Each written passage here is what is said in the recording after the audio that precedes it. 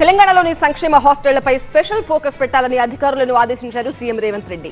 Hostels కు ప్రతి నెల గ్రీన్ ఛానెల్లో నిధులు అందేలా యాక్షన్ ప్లాన్ రెడీ చేయాలని సూచించారు. హాస్టల్స్ లోని ఫుడ్ క్వాలిటీ చెకింగ్ కు ప్రత్యేక టెక్నాలజీ వినియోగించేందుకు చర్యలు తీసుకోవాలన్నారు సీఎం రేవంత్ రెడ్డి.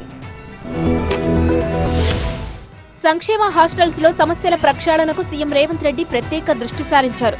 దీనిలో భాగంగానే బీసీ, ఎస్సీ, ఎస్టీ, మైనార్టీ సంక్షేమ శాఖలపై కమాండ్ కంట్రోల్ సెంటర్లో సీఎం రేవంత్ రెడ్డి సమీక్షించారు. ఈ సమావేశానికి మంత్రులు పొన్నం ప్రభాకర్, అడ్లూరి లక్ష్మణ్తో పాటు వివిధ సంక్షేమ విభాగాల ఉన్నతాధికారులు హాజరయ్యారు.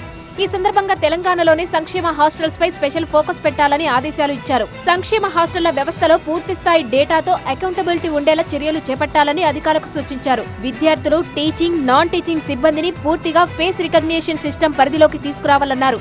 విద్యార్థులకు అందించే ఫుడ్ క్వాలిటీ చెకింగ్ కు టెక్నాలజీ ఉపయోగించాలన్నారు సీఎం రేవంత్ రెడ్డి.